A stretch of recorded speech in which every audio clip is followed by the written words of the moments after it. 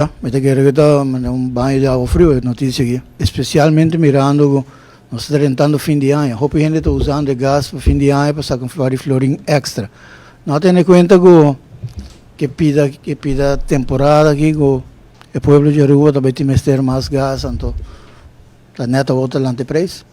Ministro. Bom dia, Hubert. Danke pela pergunta. Se tem em conta que a petição de Arugás tem algum luna acaba entregar para aumentar o preço e nós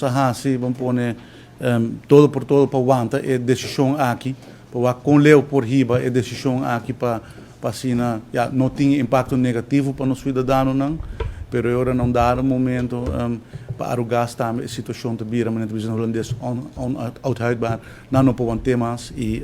mas terá uma avaliação se nós quer garantizar o suministro de gás para os cidadãos não, ou aumentar o preço. E a decisão vai pôr se dado momento nós não tem uma obrigação, mas se nós não permitir o aumento para o gás, está lógico para dado momento, bisa nós não por continuar com a subministração de gás para nos hogares, e isso aí tem um impacto muito mais negativo e fora disso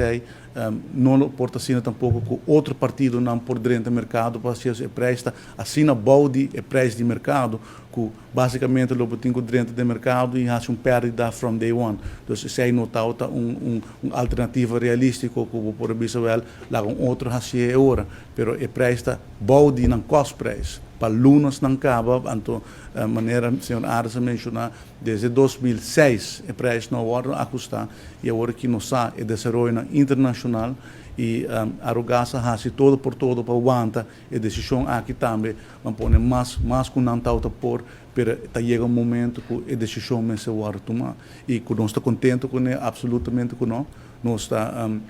pero é necessário para nos garantizar que nós garantimos gás. E nós mencionar, nós não produzir gás, nós não produzir petróleo, nós compra